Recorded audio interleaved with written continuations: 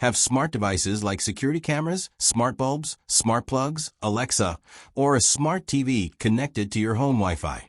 Did you know that keeping all these devices on the same network as your phone, laptop, and personal data can create security and performance issues? In this video, I'll show you how to create a separate Wi-Fi network for your smart devices, why it's a good idea, and the easiest way to set it up on most routers. Let's get started.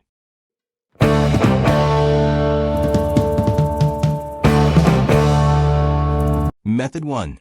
Using Guest Network. The easiest method is using your router's Guest Network feature. Connect your router using Wi-Fi or wired from laptop or mobile. Open a web browser and enter your router's IP address 192.168.0.1 or find default IP address printed on the sticker. Use router login username and password and log into router.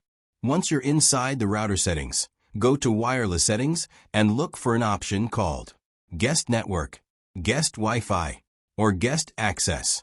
Enable the Guest Network feature. Create a new Wi-Fi name. For example, Smart Device Wi-Fi. Set a strong password and choose WPA2 or WPA3 security if available. Save the settings. Now connect all your smart devices to this new Wi-Fi network instead of your main one. Method 2. Dedicated IoT Network. Some newer routers offer a dedicated IoT or Smart Home Network feature. IoT stands for Internet of Things. If your router has this option, simply go to Wireless Settings and enable the IoT network. Create a separate network name. For example, Smart Home Wi-Fi. Set a strong password and choose WPA2 or WPA3 security if available. Save the settings. Connect all smart home devices to it.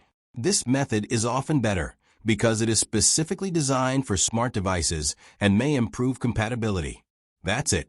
Your phones, laptops, and tablets can stay on the main network, while smart devices use the dedicated network. If you found this guide helpful, don't forget to like, share, and subscribe channel. Thanks for watching.